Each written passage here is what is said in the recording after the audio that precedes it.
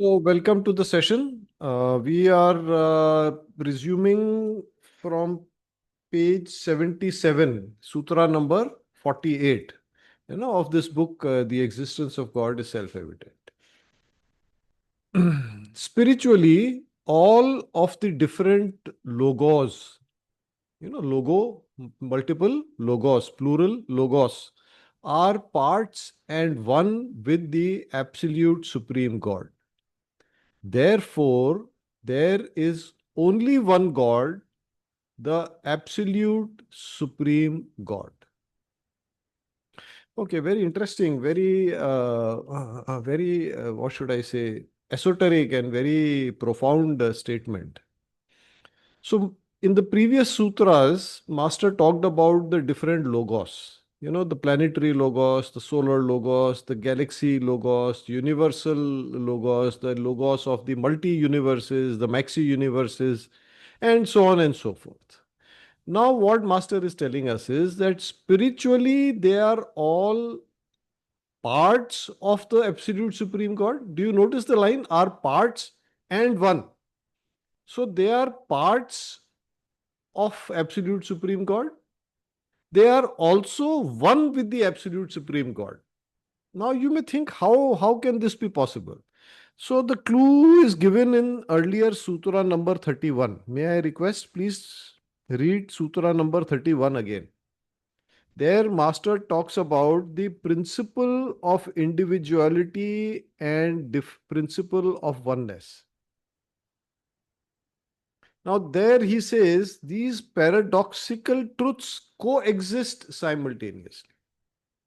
So, we have talked about this, earlier. So, I hope you remember the discussion. So, this is a paradox.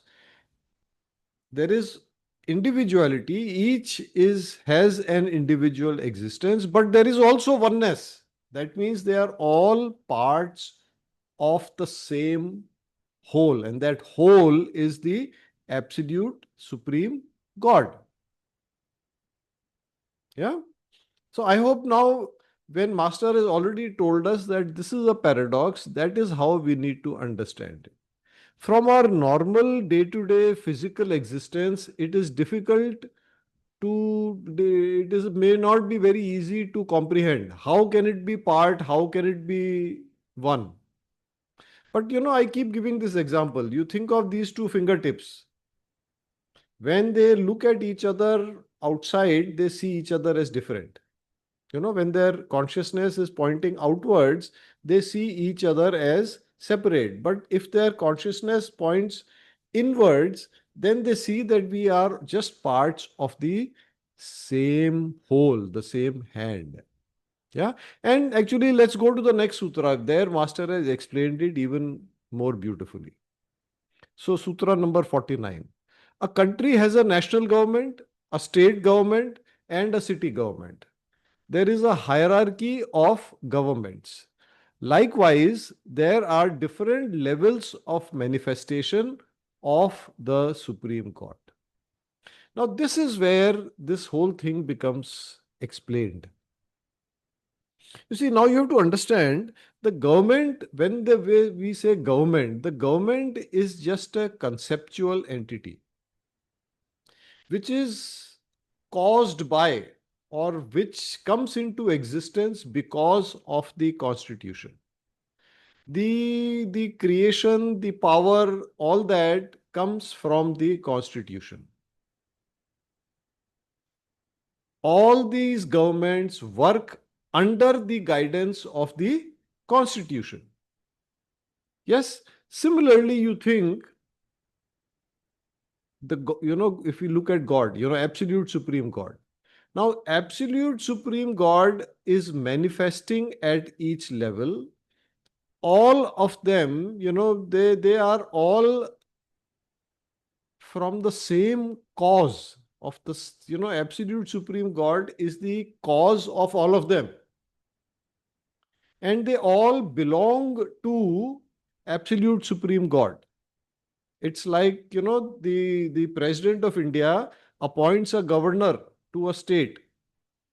The governor is representing or is a manifestation of the president of India, who, by the way, comes into play because of the Constitution of India. And then that takes, manifests at the state level. And that is how it goes on. Now, in the Indian system, they have explained it in a manner that you may find a little more interesting or a little more illuminative. And I, refer to it many times because to me that seems a way of understanding this better. So, in the Indian system, they distinguish between Brahman, who is the unmanifest, absolute supreme God, pure consciousness, and Ishwar, who is Ishwar being the entity who is involved in the manifest universe. So Brahman is unmanifest but causes. There is singular and causes everything. Ishwar is manifest and manifest at different levels. So you can think about the Ishwar at the earth level, then the Ishwar at the solar level, then the Ishwar at the galaxy level, then the Ishwar at the universal level, and so on and so forth. Yeah. And when you look at it like that, you can think that perhaps the earth Ishwar has perhaps less power, because definitely his coverage or his spread, his region of influence is smaller and is a part of the next level of Ishwar, which is the solar Ishwar. So, solar Ishwar has a bigger area of influence. Perhaps we can say more power. And actually, there also, Master has given us a clue. He says, what does he say? There is a hierarchy of governments. Likewise, there are different levels. So when we talk about hierarchy, then there is a concept of superior, junior, or junior, senior, more powerful, less powerful. This reports to this. This is the senior to this. Perhaps it also means more evolved, less evolved, possibly. Yeah. So that is, I think, one way in which Master has explained to us, and perhaps if it doesn't confuse you, you can invoke the concept of Brahman and Ishwar. Yeah. By the way, a small reminder: why are we studying this book? What is the purpose? Why? What is the reason for studying this book? What is the promise of this book? What makes this book special? So, can I refer you to the absolute beginning of this book? Page number 3, chapter 1, the beginning. Now, there, Master says yoga means spiritual oneness. So, what he's telling us is our purpose or goal of life is to attain yoga or spiritual oneness. Okay. Then he says, next paragraph, there are many paths to achieving this. One of the paths is the yoga of knowledge and understanding. This is called Jnana Yoga. So we are studying this book because this is our way of practicing Jnana Yoga. And then what is special about the book? Turn the page, then Master says, by reading this book just once, the spiritual cord will become bigger. You remember we've read all this. I'm just reminding you, because we are humans, we tend to forget. So by reading this book just once, the spiritual cord will become bigger. There will be a greater downpour of spiritual energy. The crown chakra and all of the other chakras will become bigger. Then he says these effects are temporary. It is necessary to repeatedly read this book over and over again. A person can rapidly achieve illumination and divine oneness within a short period of time. So this is why we are studying this book. And I hope you are seeing some difference in yourself, or at least some temporary benefits every time we study this book. And let me again, it's I think very important to keep reminding ourselves why we are studying this book, what is so special about this book, and to validate that. And we have this wonderful tool of scanning. So let's do that again. I know we've done it many times, but let's please do it again. May I request, just scan your spiritual cord. Yeah? I hope you're scanning. You know how to scan the spiritual cord. Okay. Then scan your crown chakra. Then Master says there is greater downpour of spiritual energy. So let's scan the inner aura specifically for spiritual energy. You say, I am scanning the spiritual energy in my inner aura.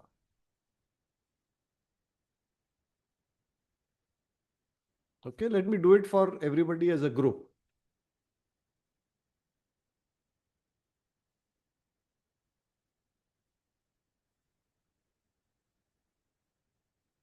Okay, now as an experiment, why don't we go back to the last sutra, sutra number 48 and sutra number 49, and let us read them again with this time slowly, with a little more mindfulness, paying attention to every word, every phrase.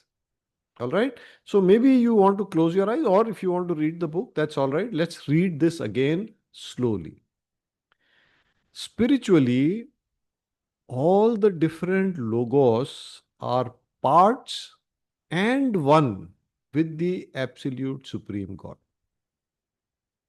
Therefore, there is only one God, the absolute supreme God.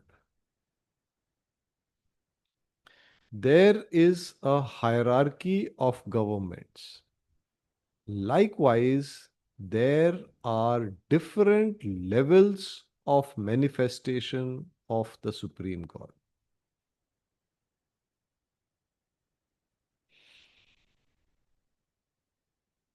Just think about what Master is telling us here. Let's read it again. Spiritually, all of the different logos are parts and one with the absolute Supreme God. Therefore, there is only one God, the absolute Supreme God. There are different levels of manifestation of the Supreme God.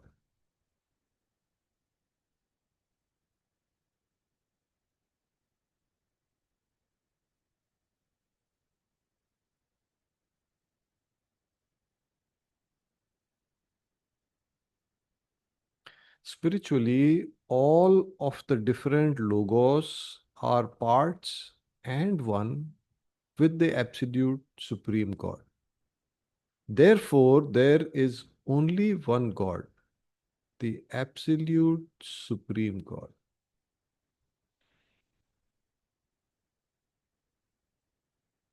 There are different levels of manifestation of the Supreme God.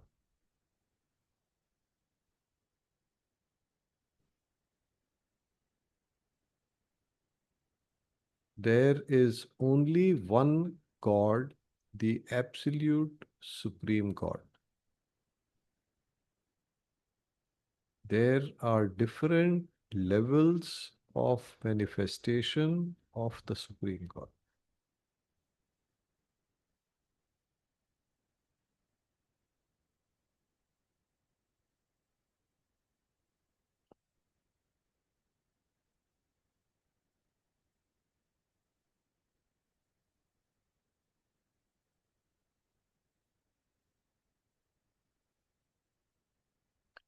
So, would you like to check again now what is the effect on your spiritual cord? How do you feel? What is the effect on your spiritual cord? Let me check for the group. What is the effect on your crown chakra? What has happened to the spiritual energy in the aura? When I scan as a group, okay, you scan yourself, then I will tell you what I am finding.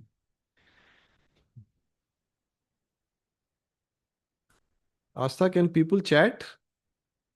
Can they type in the chat box? Yeah. Or if you'd like to So, unmute and speak, Asta, would you like to share? How are you feeling? What are you finding when you scan? Sir it's बिगर, मतलब पहले से बड़ी है spiritual God, और energy का जो flow है उसके अंदर वो बहुत ज्यादा है, डिवाइन एनर्जी का जो फ्लो है, और एक बहुत स्टिलनेस फील हो रही है मुझे Hmm. एनर्जी के अंदर। Hmm. Okay, great. Nupur, what would you like to share? You can just unmute yourself. आत्मा नमस्ते सर। Atma अ, Namaste. जब हमने पढ़ा उससे पहले स्कैन किया, स्पिरिचुअल गॉड तो वेरी लो था, मतलब स्पिरिचुअल गॉड था ही नहीं, कि Uh-huh. बुक रीडिंग इतनी नहीं हो रही थी। And Uh-huh. देन जब ये 3 या 4 टाइम रिपीट एंड अगेन किया, देन Mhm. स्पिरिचुअल गॉड डबल से भी बड़ी हो गई। Oh, देन वो nice. माइंड में वही था, और Nice. डिवाइन फ्लो होने लगा Very good. क्राउन चक्र से। That's what I found. मैंने आपको as a group scan करता हूँ तो what I find is that the spiritual cord has doubled, the size of the crown chakra has doubled, and the when I scan the spiritual energy in the inner aura, that is many times more. Okay, anyone else would like to share? Please unmute yourself and speak, or you can put in a message. No? All right, let's go on then. Lakshmi ji, you have unmuted yourself. Is there something you want to Yes. say? Yeah, the sharing is very similar. Aha. Before and after, the difference is quite phenomenal, actually. Ah, yes. So this is just to remind you of the power of this book. This is not just an ordinary book that we are studying. So I hope we bring in the right respect, we bring in the right attitude to the study of this book. That is very important. May I share something more? Ji. I've been reading the autobiography of a yogi once a year, And at that time also, I have noticed that even one chapter, reading just one chapter of the book, Mhm. there is such a difference in Mhm. the feel also, Mhm. and also in the scanning Yeah, very spiritual. good, very good, Very similar thing happens. very good, very good. Some of these great books. That's why they're great books. Yeah, that's why that. All right, shall we go on? So we are now on Sutra number 50. The avatars, the Buddhas, Bodhisattvas, Messiahs, prophets, or the messengers of God come from the planetary God or the planetary Parabrahman. I hope each term you are familiar with, avatars. So, for example, Lord Sri Ram, Lord Krishna, the Buddhas. So, we are, of course, familiar with the Gautama Buddha, the last Buddha that we know of. The many Bodhisattvas, the Messiahs are the messengers or the prophets of God. In different cultures, they use these different terms. But they are all essentially so, like Master explains in his book, the in Hinduism Revealed book, Inner Secrets of Hinduism Revealed. There he tells us that they are all sent or they come from the heart of the planetary god, or they come from the love aspect of the planetary god, the Vishnu aspect.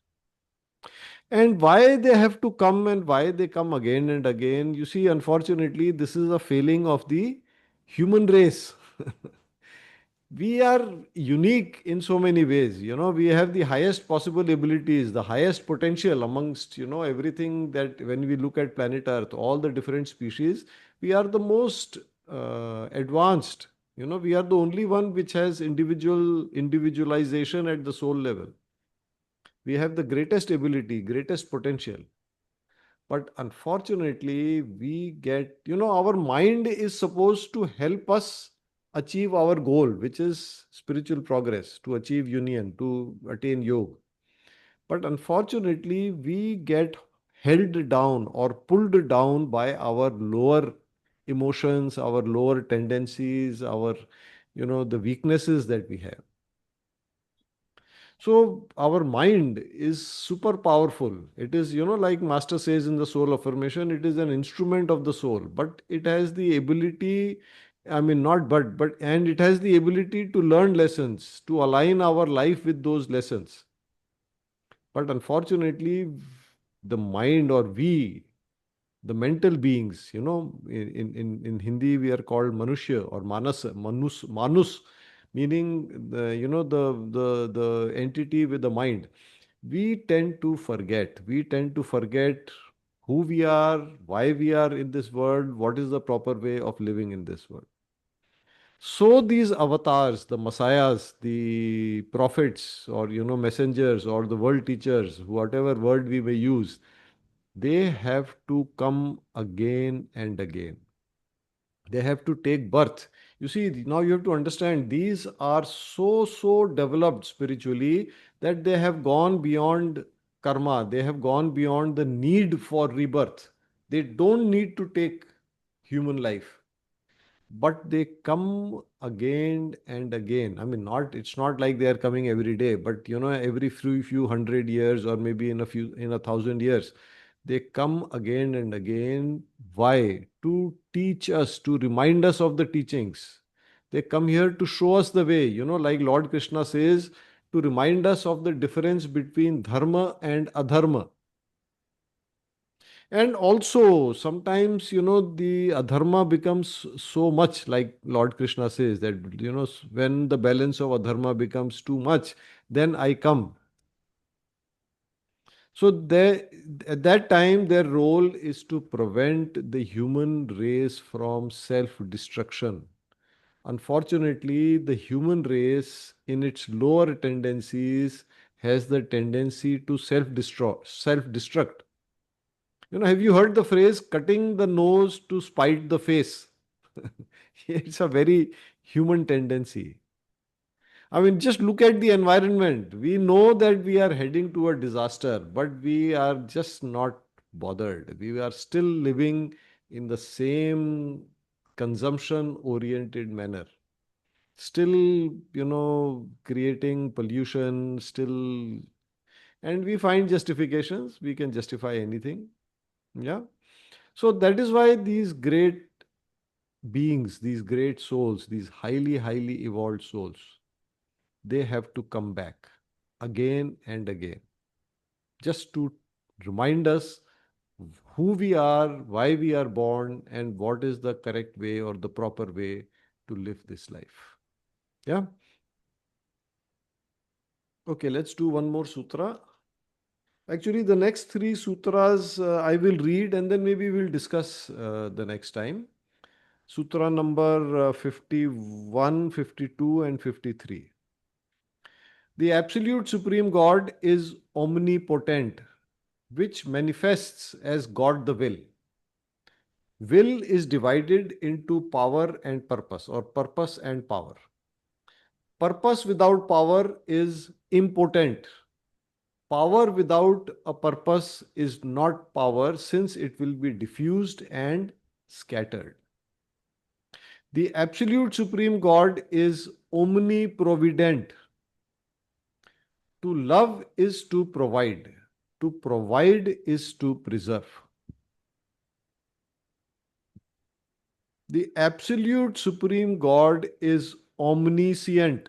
Omniscient means all knowing. The word omni means, it is usually used when we are referring to God or to a divine entity, and it usually means infinite. So, omnipotent, infinitely powerful. Omniprovident, infinitely provident. Omniscient, infinitely knowledgeable or intelligent. So, the absolute supreme God is omniscient. This manifests as God the Creator. So these are the three aspects of God, and we will, next few sutras are all about them.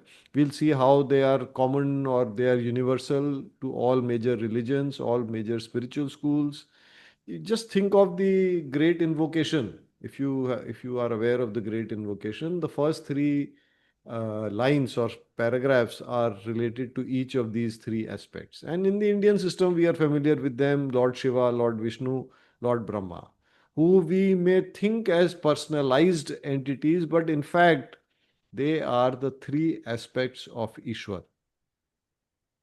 Yeah. So we'll discuss, I think, now the next time. Let's end the session here today.